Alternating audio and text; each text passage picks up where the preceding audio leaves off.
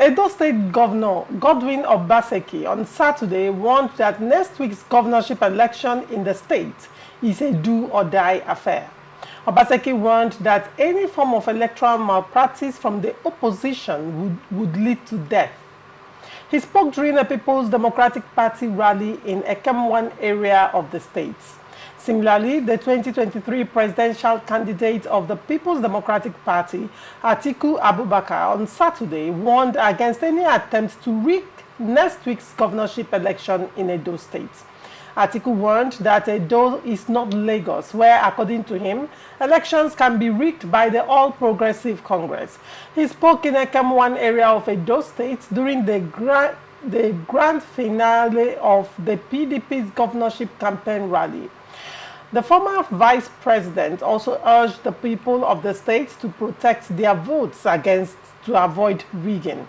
On Saturday, September 21, the people of Edo State will file out to vote for the next governor of the state. Asue Yodalo of the PDP, Monday Obeblo of the All Progressive Congress, and Olumide Akpata of the Labour Party are the front runners in the governorship election. Let me start with you, Ndamzi.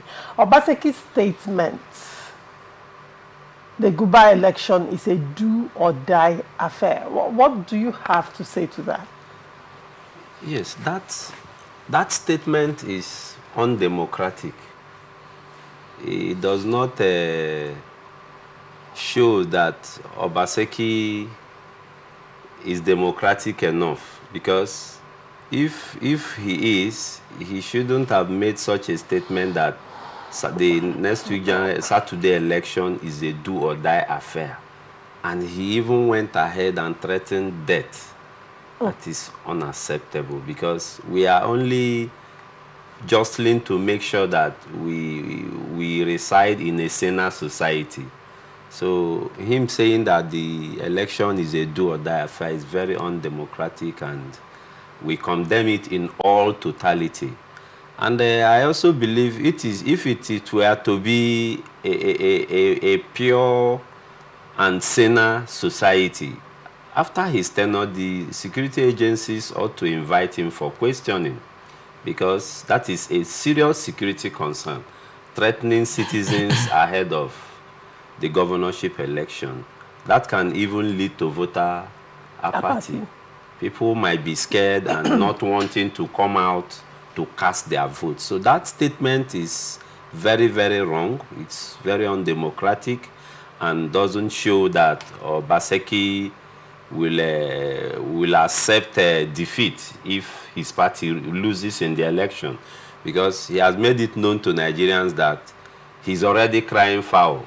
So if he loses, there will be lots of death and all that, which is very, very, very, very uncalled for. I applaud Atiku in that statement he made. He warned.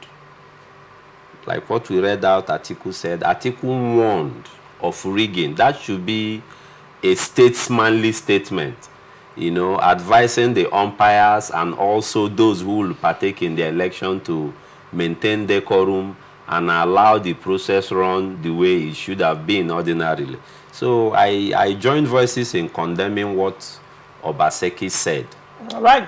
Ugochukwu, you recall that PDP declined voting the peace accord by INEC sometime last week. Obaseki said that the PDP will not sign and raised concerns around the police force, as it were. You know, on the other hand, Obaseki has also made strong statements along the line during the campaign, particularly when a police officer was killed during the attack on the APC governorship candidate. And he said that if these men responsible are not arrested, Edo State will burn down, Nigeria will burn down. Now, when you collate all these statements, and then him coming out to say that it is a do-or-die affair and threatening death along the line, isn't that a cause for concern? And one would wonder, are there ground soldiers that, you know, will perpetrate this violence, kill persons during the elections if it's not going according to the way PDP wants it? Do not forget also that the the IG of police had come out to ban Obaseki's local vigilante from participating in the elections. What do you have to say considering all these indices? Thank you, Laurentia. And I never knew Edo State is coming up when I was making my intro of, saying how the parties has concluded their grand finale campaign train, which witnessed a lot of big wins from around Nigeria.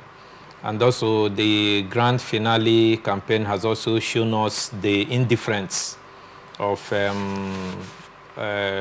Mr. President towards election and concerns of Nigerians, because if Mr. President were to be concerned about election, and this being the first election that is to be conducted under his watch, he did not go to Edo State to showcase his commitment towards the democracy he has hitherto been clamoring for, and saying that he was one of the fathers of democracy and those who fought the military to a standstill. Having said that, I want to condemn in totality the choice of words and the choice of language of the governor of Edo State in the person of Obaseki. But I am so surprised at what Damzi said. Damzi, you could recall that Obaseki is not one who is afraid of speaking truth to power or making his intentions known. Remember that he's the one of the governors that accused the Muhammadu Buhari's-led administration of printing so many watts of naira. Even when when the new naira note and the exchange came out, it was him who came to the public and said that this is how much that have been printed, and that Nigeria is not short of the naira notes, that the naira should be made to be in circulation, and nobody refuted him till today. And having seen the kind of democracy Nigeria is practicing, I'm left, dumbfounded. The kind of languages they use and the type of muzzle they show in trying to govern us. Obaseki have seen it all from the APC administration. Remember, he was sojourning from APC to PDP.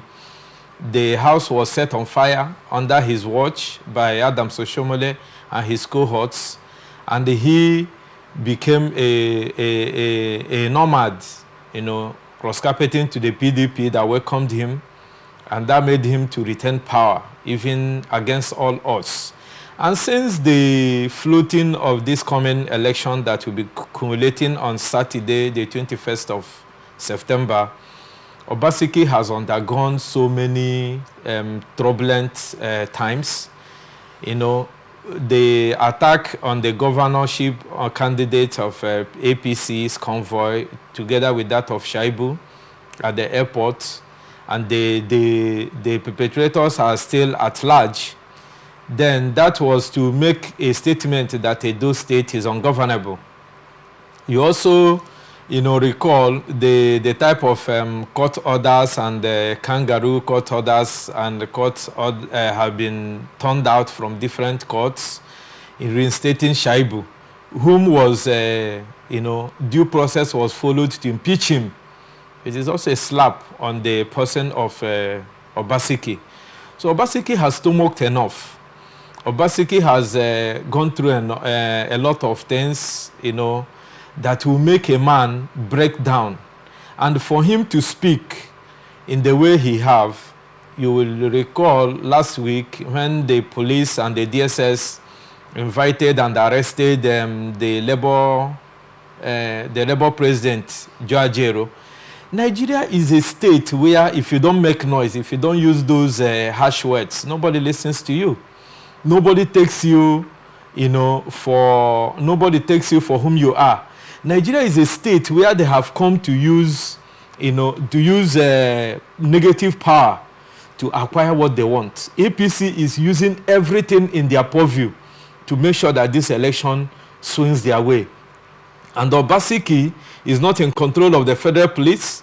You recall that the commissioner of police has been redeployed, and someone else has taken charge.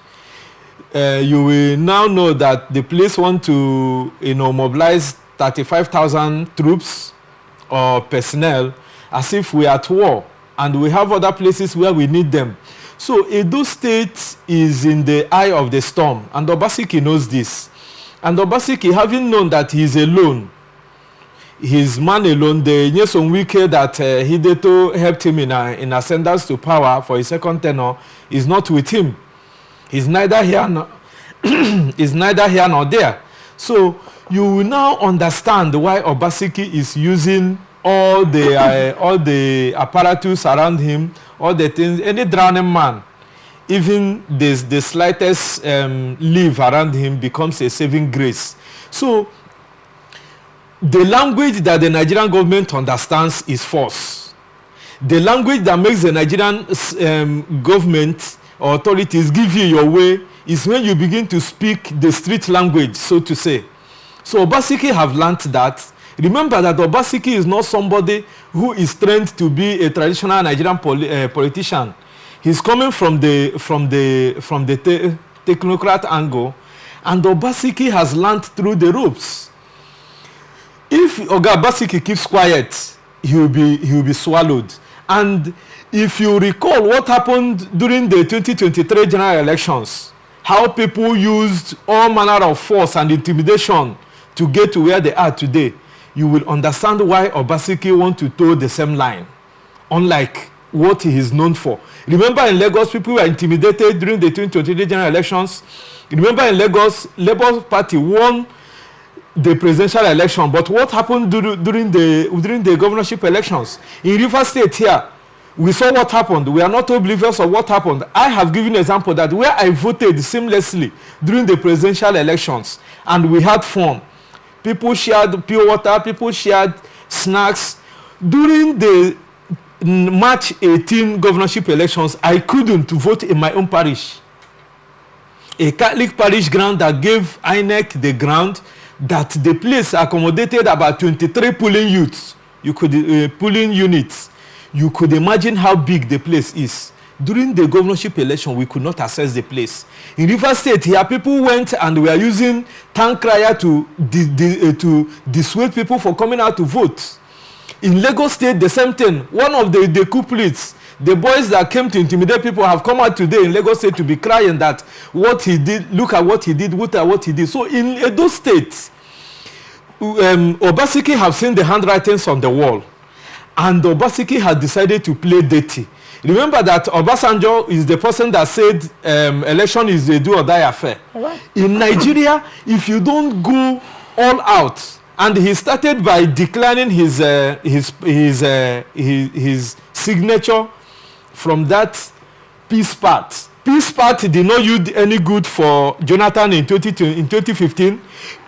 Signing a peace party that has no consequences, that has have no bearing in order just to cow people, is what the so-called Nigerian elites that have seen Nigeria depreciate, that is seen Nigerians going through a lot of hardship, hunger, insecurity. Look at flood. What is the ecological fund in Nigeria being made for? So those people again, Bishop Hassan Kuka and spearheaded by Adusalam Abubakar, are coming to Edo State now to play to the gallery, in order to make sure that when people are cheated, when elections are announced in the night, in the middle of the night, people should take it hook, line, and sinker. And Obaseki knows that, Laurentia, if you go through the courts, once the election results are being declared, you are the mercy of whomever is saddled with the responsibility of the tribunal and the appeal court. So Obaseki is playing the game that the Nigerian authorities understand, and this is the game of the Nigerian democracy that we are. And I will advise Obaseki that if it is only one Nigerian that can tell us how to take back Nigeria, because if we don't go this way, if nobody stick out his neck All right. To show us the way to take back Nigeria, Laurentia, we will continue to be in this mess. All right. That people will sit in their house and talk about elections and nobody says anything. So let Obaseki, use all the apparatus, the one that he has within his purview, and make sure that he's not cheated in this election. Right. And let us get it right from here. What you haven't said, I allowed you to actually say, really say your mind, because with everything you have said, you tried to justify Obaseki saying that an election in Edo State is a do or die affair. So they have made it. And you also justified Obaseki threatening death during elections. You justified criminality on national television. I want you to understand that. It is not criminality. Now, hold on, fine. You talked about Obaseki reacting with respect to the death of a police officer, and the suspects are still at large. You will recall that APC has come out to allege that the suspects are hiding in Obaseki's government house. That's an allegation, and Obaseki, in all his speech, has not refuted that. The PDP of Edo State, in all their statements, have not refuted or, addressed that particular allegation. The second question that brings to mind with respect to that attack would be, it was an APC candidate that was attacked. And do not forget, as well as Shuaibu, because people are focused on the deputy governor was attacked. Yes. The deputy governor and the APC candidate was attacked. I mentioned that. That attack was suspicious because of the timing. Yes. That attack happened immediately after the court reinstated Shuaibu as the deputy governor of Edo State. And then PDP is coming out to accuse APC of trying to kill their their Guber candidate and also assassinate the deputy governor, who has cross-carpeted to the APC with his grassroots people. Now, when you talk about intimidation playing out, you have forgotten so quickly the political bourgeois and the leviathans in Edo State PDP that cross-carpeted to APC. And most recently, Obede Hammer, a very strong political colossus in PDP, cross-carpeted with Alimikeni. The name I'm finding a little bit difficult to pronounce the name. Two political bigwigs just cross-carpeted. You're not talking of the South-South PDP South-South chairman Dan Obi. You're not talking talking about a lot of Ibinedium. A lot of them have cross-carpeted, and they are cross-carpeting with their strength. They are cross-carpeting with their strategy. They are cross-carpeting with their voter strength. They are cross-carpeting with whatever area they have controlling. Strength. So when you make all this analysis, there are also certain variables you did not put into consideration to see how the pendulum is swinging in favor of the PDP or in favor of the APC, as it were. So now, you also forgot to mention a very important variable as well. Obaseki's issues with the Oba of Benin, who, like it or yes, has a very strong influence in the political ecosystem in Benin. You can't take that away. So now, Obaseki has issues with a lot of persons. And like it or yes, these things will have to play out. So when you present it like the whole game is, I guess, it's politics. It's a game of interest. And if people are defecting massively like this, that goes to show to a large extent that something is inherently wrong right now. And probably the people in PDP are beginning to see it. And hence they are cross-carpeting. I'm looking at another perspective, because we presented an entire perspective supporting a governor coming out to say that there will be death. Can I respond? And it's a do or die affair. Yes, in one word, I want to respond to this. You know, I was here on either Monday or Tuesday last week, and this whole Edo, alignment and realignment issue came up. I told us here that Obaseki is not someone who is oblivious of being left at sea. Remember that even the defection that we are seeing now, Obaseki have not even suffered half of the defection and what is happening to him now, other than what he suffered when he was seeking for his second tenure. Obaseki, his SSG, people left him in droves. That is why till today I still question the rationality behind Obaseki forgetting what Shaibu stood for him. You have been here, I've been mentioning it, that Shaibu was the person who stood with, he had all the opportunities, all the paraphernalia, all the soft landing to have left Obaseki at sea. But he stood with Obaseki. His commissioners, remember that Obaseki was coming with only 6 house members or 7. And the other people are also having their ticket and the election certificates won and have their constituents to have swing the vote to the APC side.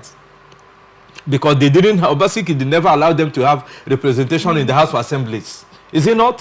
So Obaseki is not somebody who is frightened by people leaving him or defecting. They are even very lucky that Obaseki, like I always say, if the incumbent is not seeking for the election, it is always a veritable avenue for some politicians to make an inroute. But if you were here when Obaseki was seeking for second tenure and people left him, that was why when Atiku came to Edo, he now re-echoed Edo is not Lagos. Look, that mantra was the mantra that Edo people used in supporting Obaseki, and it was grassroots movement, organic movement that didn't want what plays out in Lagos State to repeat itself in Edo State. When the now president Bola Ahmed Tinubu made a statement in Lagos regarding the person of Obaseki, Edo people rose up and said it will not happen in Lagos State, in Edo State. Remember that the former governor of Ogun State, is it Arebeshola, was the handpink of Bola Ahmed Tinubu. They did not want it to fester into even the coming of the late Akeredolu. You remember what happened in before Akeredolu came. Akeredolu was not the person that Bola Ahmed Tinubu positioned, but Akeredolu defeated him roundly. Bola Ahmed Tinubu wanted to have his stunch all in the southern states, all in the southwestern states. But what happened in Edo clearly showed that the people who has the power to make the decisive decision of who governs them. I know that Obi has left and all the big wigs you mentioned in Edo State. But whom are they living with? Does that justify Obaseki saying it's a do or die affair? I'm trying to rationalize or understand your justification. Obasanjo defined politics in Nigeria as a do or die affair. So because Obasanjo defined it, and that should be a tradition. That should be a norm. I am only an analyst. You know, Obaseki is in the eye of the storm. I said that. Obaseki has seen the in-play and interplay that is happening within this election more than I do. He has the security reports. He has the security reports and all those things down on his table. So before he could come out, the Obaseki that we know to come out and make such damning statements, you know that he has seen it all. And for him to, make this statement is to make sure that Edo people, he's just making a clarion call to Edo people to wake up. This is not a clarion call. No, this is, this is politics. This is politics. Threatening people with death, saying elections is a do or die affair. He has also seen where his people... saying that election is a do or die affair and also threatening death. on the people, or saying anybody that rigs election will be met with death. May I remind you in the first place that Obaseki is not the judiciary. If people are caught in the act, what should happen is that they should be taken to court. The court will determine whether they are guilty or not, and the court will determine the punishment. But coming out to say there will be jungle justice because you have the power as the executive arm of government to make such statements and implement it brings a lot to question. Thank God that I have an esquire here. You say Obaseki is in the eye of the storm as well.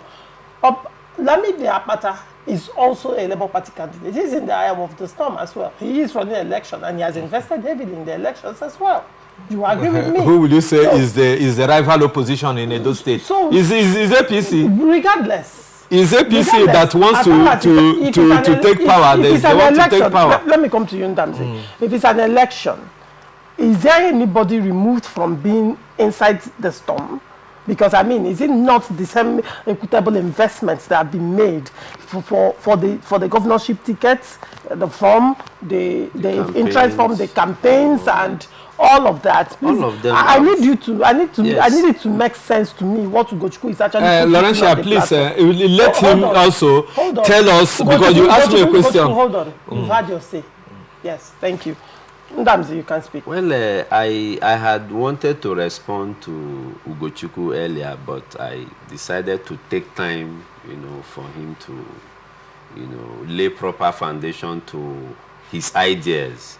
But I want to disagree with him completely that nobody under the law have the powers to fan the embers of war. You do not encourage people to go the way of crisis simply because you have understood that the game is not favoring your party. Obaseki has been the governor of Edo and is still the governor of Edo. That shows he is among the leaders of the country. What role has Obaseki played in making sure that the National Assembly, review all the sections of the law that will make Nigeria have a free and fair, credible election? He has not played any role. He has not even sponsored any bill to that effect. And believe me, he has been a beneficiary of this same act. So having known now that he is not in terms with the federal government, that the odds are against him, he is crying foul. So my own take is this: nobody under the law have the powers to threaten the public. His statement could encourage and lead to public disturbance. So it is not to be encouraged at all. Or instead, what Obaseki should be thinking is how he has failed not to sponsor bills to the National Assembly that can help in rejigging our electoral system. Yes, of course, that is it. So he just, this thing we say in the village that everybody should be careful not to throw stone in the market. You don't know whether your mother is in the market or your sister is in the market. See, Nigerian leaders have disappointed us so moto. Thank God you're coming to what I'm saying. They have disappointed us. Even Obaseki himself. That's our democracy. A man who helped him to retaining the second position. What happened to the man? Just barely 2 weeks, he started insulting E.M. Wike. After Wike pulled resources, rallied around men, and gave him all the necessary support, made sure that he became the governor of Edo. What happened thereafter? Just 2 weeks after, he started embarrassing Wike on national television. So Obaseki should face it there. He has been a beneficiary of the bad system. So let someone else benefit what he has benefited, because he failed in his roles. Who says that the governors cannot sponsor bills through their representatives to making sure we have better laws? But because of the benevolence in the office, all the goodies and all that blinded him. He refused to see that tomorrow is pregnant. So that tomorrow is almost about to deliver. So let Obaseki own up and accept whatever baby the tomorrow will deliver. That is the truth. All right.